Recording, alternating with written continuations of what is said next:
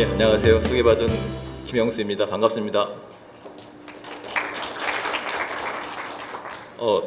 생각보다 많은 분이 참석해 주셔서 대단히 감사합니다. 사실은 통상 이게 오늘이 금요일이고 오후이고 이게 사회적으로 굉장히 민감한 이슈임에도 불구하고 막상 이런 자리 하면은 이렇게 발표자와 이렇게 기자들 분이 많이 계시는 게 통상적임에도 불구하고 좀 민감한 주제였던 모양입니다. 이렇게 학계에서도 오시고 공단에서도 오시고 감사합니다. 오늘 이 자리가 저 발표 내지는 이제 대만 연자 발표 토론자분들에 이어서 어쨌거나 이제 지불제도로서 총액계약제가 언급이 된 만큼 명확하게 이제 향후 우리 우리 사회에서 총액계약제가 어떤 위상을 가져야 될지 한 번 더 심도 있는 고민을 통해서 마무리가 되었으면 하는 바람을 갖고 제 발표를 시작하도록 하겠습니다. 제가 드릴 내용은 주로 이제 총액계획제에 대한 좀 인트로덕션 비슷한 내용이라서 기본적으로는 이렇게 짧게 하려고 노력하겠습니다. 사실은 오늘 이 메인 주제는 이제 대만에서 오신 선생님을 통해서 대만에서의 총액계획제 현황이 어떻게 되는 건지 발제자의 말씀을 좀 듣고 내지는 그분하고 많은 대화의 시간을 갖는 게 아마 더 큰 목적이 될 것 같습니다. 시작하겠습니다.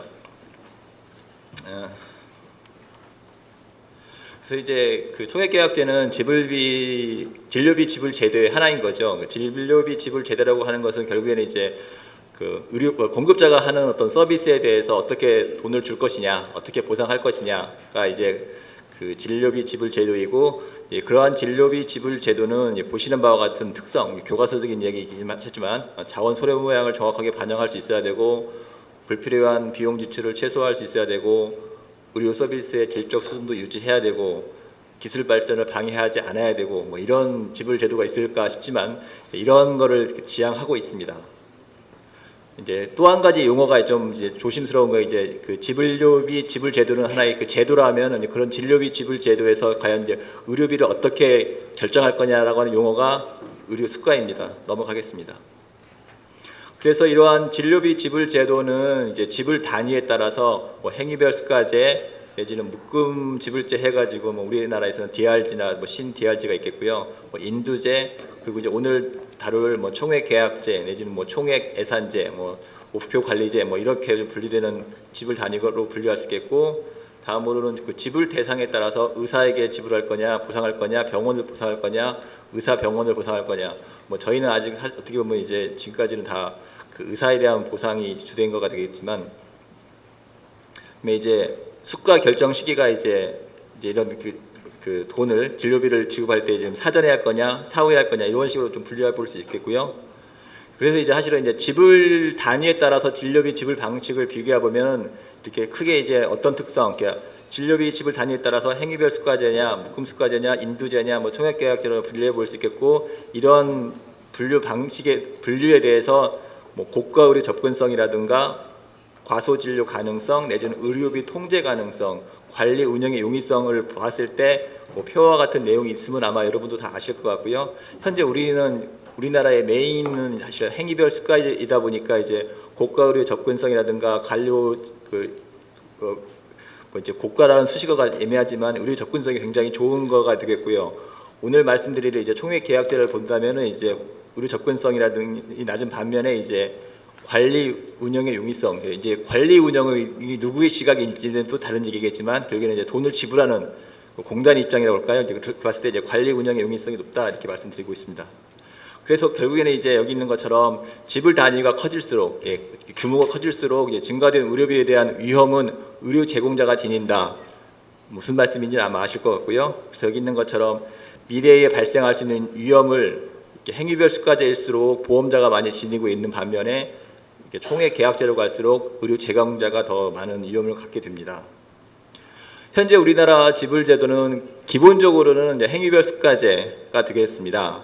그리고 이제 행위별 수가제에 파생된 문제를 좀 줄여보고자 부분적으로 도입하고 있는 것이 이제 질병군 지불제, 다 아시는 것처럼 DRG가 7개 질환에서 DRG가 들어와 있고, 최근 확대를 시도하고 있는 신 DRG가 있으며, 이제 많지는 않지만 요양병원 입원이라든가 의료급여 정신과 진료에 있어서 일당 정액제가 들어오고 있고, 약제나 치료제도 같은 경우는 이제 마진을 붙일 수 없는 실거래 상한가 제도가 지금 도입되어 있는 상황입니다. 그래서 이제 그러면 이 와중에 그러면 총액 계약제라는 게 무엇이냐? 뭐 이렇게 개념적으로는 일정 기간, 대부분 1년이 되겠지만 일정 기간 동안 제공될 의사, 병원 등의 의료 서비스, 진료 서비스, 뭐 약품 등에 대해서 총액을 사전에 결정하여 지급하고 결정된 총액 범위 내에서 진료가 이루어질 수 있도록 하고 있는 제도다. 뭐 개념은 뭐 어렵지 않을 것 같습니다. 뭐 돈 그 파이가 딱 정해진 상태에서 그 파이 내에서 모든 게 이루어진다라고 하는 개념이 있는데요. 그래서 이제 거시적 차원에서 의료비 총액에 대한 관리가 이루어지고 있고, 그래서 조금은 이제 저도 조금은 좀 어렵지만 뭐 총액 계약제라 내지는 뭐 예산제, 뭐 총액 예산제, 뭐 총액 목표제, 뭐 총액 관리제, 뭐 다양한 게 좀 뭐 번역도 되고 내지 영어 텀도 조금 차이가 나고요. 우리말도 좀 차이가 있습니다. 그래서 주로 이제 우리가 많이 알고 있는 독일, 대만에서 대표적으로 도입되고 영국, 캐나다, 뉴질랜드 등 많은 국가에서도 쓰고는 있습니다. 그래서 이제 총액 계약제의 종류는 이제 그 분류를 또 해본다라면 진료비 지출 상한의 개념에 따라서 아예 지출 상한제, 그래서 아예 이제 그냥 딱 정해진 금액 내에서만 모든 게 이루어지는 게 이제 지출 상한제, 뭐 익스펜디처 캡 내지는 하드 캡이라는 말을 쓰시고요. 소프트 캡이라고 되는 것은 이제 초과분을 공급자하고 보험자가 분담하는, 돈이 남으면서 다행이겠지만 돈이 남으면은 공급자가 이제 이득으로 취할 수 있겠지만 이제 돈이 모자란다고 하면은 그 돈을 이렇게 지출 목표제, 그 초과분을 공급자와 보험자가 분담한다, 이렇게 분류할 수 있겠고, 이제 다음으로는 이제 예산 결정 기전에 따른 분류, 뭐 협상해야 할 거냐, 공급자와 이제 보험자가 협상할 것이냐, 아니면 뭐 규제화하는 것일 거냐라는 분류가 있을 수 있겠고, 예산 적용 범위가 이제 어떻게 적용될 거냐, 이렇게 포괄적인 적용 방식, 어떻게 보면 모든 뭐 의과 뭐 이렇게 볼 수가 있겠고요. 이제 부분별 예산제 가지고 병원, 뭐 입원, 외래, 약제로 나눌 수도 있겠고, 이제 공급자별, 그러면 이제 1대1 계약이 되는, 좀 조금 이제 쪼개진다면 뭐 이렇게까지도 크게 분류해 볼 수는 있겠습니다. 그래서 이제 예산 배분 기전에 있어서도 이제 부분별 배분을 할 거냐, 아니면 이제 인구수로 할 거냐 등에도 나눌 수 있겠습니다. 총액 계약제의 예산 설정 절차, 뭐 이렇게 제목을 달아봤는데요. 기본적으로 총액 계약제의 예산은 명백하게 제시된 예산 규정과 협상 체제 하에 설정한다. 이제 총 금액은 고정되어 있거나 변동될 수 있다. 그러니까 아까 초반에 말씀드린 것처럼 총액 계약제의 어떤 개념 하에서 그게 실제로 그러면 어떻게 적용될지는 사실은 이제 뭐 나라마다 상황마다 다 다를 수 있기 때문에 저도 사실 이렇게 제목은 달고 소개는 하고 있습니다만 뭐 딱히 정해져 있는 건 없다, 뭐 이렇게 드리는 게 답일 것 같습니다. 예산의 설정 기준으로는 크게 투입 요소와 결과물이 있다. 투입 요소라고 하는 것은 이제 공급자가 과연 얼마를 돈 썼느냐, 뭐 이런 걸 기준으로 삼을 수도 있겠다. 있겠고요. 또 하나는 이제 결과물 기준 예산이라고 하는 것은 이제 이제 공급자가 수행한 정도, 아까 위에는 그런 걸 아래 걸 갖다가 돈으로 계산한 거라 볼 수 있겠고요. 아래 그 결과물 기준 예산이라고 하는 것은 이제 믿는 것처럼 공급자가 보험자에 제출한 건수, 그러니까 일의 양으로 좀 제시해 볼 수도 있겠다. 뭐 이렇게 좀 나눌 수 있겠고요. 이제 그럼에도 불구하고 이제 후자의 어떤 공급자가 제출한 건수라고 하는 것은 이렇게 환자의 나이, 성별, 인과적 특성, 뭐 경제적 환경 등 여러 가지 복합적 요소의 영향을 받기 때문에 사실은 이렇게 같은 노인 한 분 진료하는 건수랑 젊은 사람 한 명 진료한 건수하고 어린이 건수한 걸 갖다 동일하게 볼 거냐, 그런 걸 어렵다 보니까 이제 결국에는 이제 그런 거를 총괄해서 볼 수 있는 게 결국엔 돈이다 보니 어떻게 보면 이제 비용으로 추정하는 게 더 낫지 않을까, 뭐 이런 얘기도 있습니다. 그래서 총액 계약제의 특징, 뭐 여러 가지가 있겠지만 저희는 사실은 이제 돈 얘기를 좀 준비해 왔습니다. 그래서 총액 계약제 하에서 공급자와 보험자는 예상하지 못한 비용 증가라는 위험을 떠안을 수 있다. 이럴 때는 이제 이게 있는 거 아까 말씀드린 것처럼 이제 하드 캡이냐 소프트 캡이냐 해서 이제 그 예산을 누가 부담할 거냐가 있을 수 있고요.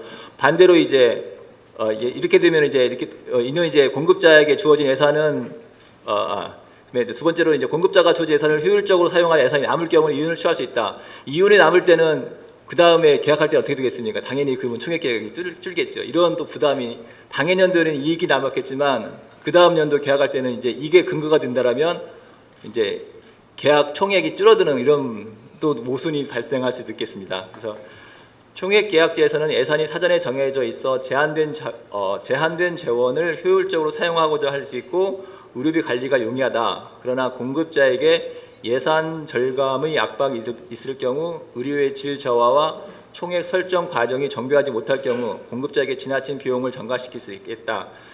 예. 그러나 총액계약제는 어떤 방식으로 채택되든 국가가 보험자로서 의료 비용에 대한 강력한 통제권을 갖게 된다. 결국에는 이제 초반에 말씀드린 것처럼 이런 것 때문에 이제 어떻게 보면 행위별 수가제에서 이제 단계별로 번들이든 인두제든 내지는 맨 마지막에 총액으로 넘어가서 이제 비용 관리를 좀 원활히 할 수 있는 그런 거가 이제 국가에서는 필요하지 않겠냐라고 해서 이런 용어가 계속 이제 풀리는 것 같습니다. 그래서 이제 대만의 총액 계약제를 간단히 말씀드리면 또 오늘 이제 닥터 리우가 말씀도 해주시겠지만 먼저 사전에 좀 잠깐 살펴보면 대만은 저희보다 좀 늦게 전국민 의료보험제도가 도입됐습니다. 저희가 89년도를 말씀드리는데 여기는 저희가 한 6년 늦었고요. 전민 건강보험제도는 이제 주관 부처가 있고요. 저희처럼 저희로 친다면 보건복지부가 되겠고 저희 마찬가지로 단일 보험자 중앙건강보험 저희는 이제 국민건강보험공단이 있고요. 6개 지역 분국에서 나눠져 있다.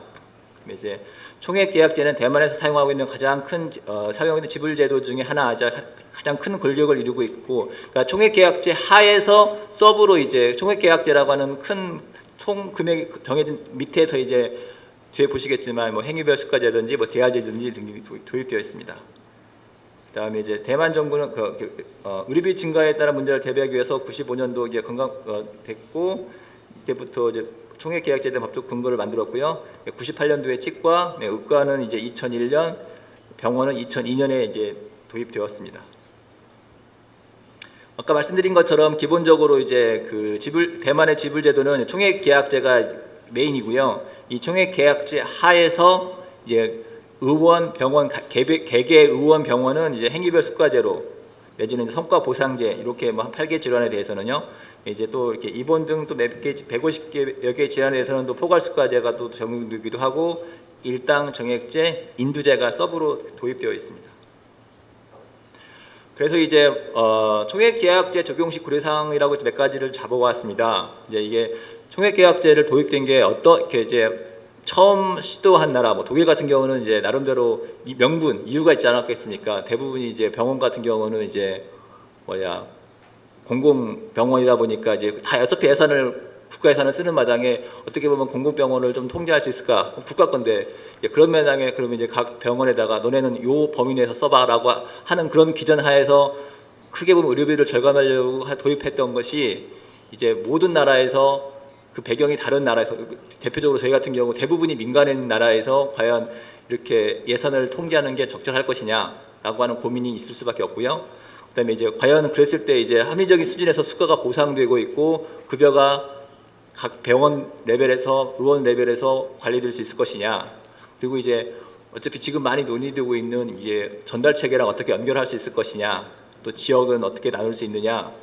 그리고 이제 요게 이제 충분하게 이제 정부 부담이든 보험자든 예산이 충분히 이제 마련될 수 있는 거냐 등등. 그리고 마지막으로는 이제 아마 좀 대만 연자분한테 좀 여쭤보고 싶은 것 중에 하나인데 이제 이용자가 과연 이런 시스템에 동의할 수 있을 것이냐. 우리처럼 이렇게 마음대로 이용하는 거에서 어떻게 보면 이제 총액계약제가 된다라면 가격뿐만이 아니라 볼륨까지 조정될 수 없는 상황에서 이게 얼만큼 우리한테 동의할 수 있는 부분인지 이런 것들이 충분히 동의가 됐는가라고 하는 게 이제 아마 이 시간 이후로 더 많은 논의가 있어야 될 것 같습니다. 이 슬라이드 넘어가겠습니다. 그래서 이제 마지막으로 이제 정부의 지불제도 개편에 대한 언급에 대해서 이제 의회 입장에서 건강보험에서 진료비 지불 제도라고 하는 게 이제 공급자라든가 소비자 그리고 보험자 모두가 이제 관련되어 있는데 따라서 합리적인 건강보험 수가가 반드시 준비되어야 되고 지불 단위가 변경되더라도 이제 어떤 지불 제도의 합리성이 유지될 필요는 있습니다. 또한 진료비 지불 제도라고 하는 것이 결국에는 이제 이제 공급자와 소비자 간의 어떤 적절하게 유지될 수 있는 그런 제공과 이용에 대한 보상인데 이제 그런 것이 이제 분명한 거냐, 충분하게 보상이 이루어질 수 있는 거냐 이런 것이 좀 더 명백히 좀 발표해 줄 필요가 있고요. 그래서 이제 지불제도 개편 논의의 중요성에 있어서는 이제 국민의 건강에 직접적 영향을 줄 수 있는 서비스에 영향을 줄 수 있는 부분이기 때문에 지금 충분하게 아까 말씀드린 것처럼 제가 아까 앞서 드린 슬라이드에서 과연 이용자가 동의할 수 있는 거냐, 이게 어떻게 보면 가장 큰 문제, 어떻게 보면 뭐 현실적으로 국민이 만족한다는데 또 그보다 더 큰 명분이 어디 있겠습니까만은, 예, 그런 것이 사전에 충분히 좀 더 고민이 될 필요가 있겠고요. 마지막으로 이제 지불 방식 개편을 고려함에 있어서 마지막으로 드리고 싶은 말씀은, 어떠한 지불 방식이 의사들로 하여금 그들이 가장 필요로 하는 곳에서 뛰어들어 일하게 할 것이냐, 국민들에게 다음으로 이제 의료 행위의 수준을 향상시키고 국민에게 양질의 의료 서비스를 받을 수 있게 할 것이냐가 좀 고려돼야 된다는 말씀을 마지막으로 드리고 싶습니다. 명확한 해답이 없고 한 가지 방식이 있는 것도 아니고, 그래서 많은 나라들이 수년에 걸쳐 고민하고 논의해 가면서 그 나라에게 그 제도에 가장 합리적으로 되는 부분을 만드는 것이 진료비 지불 제도인 거라고 말씀을 드리고 제 발표를 마치겠습니다. 고맙습니다.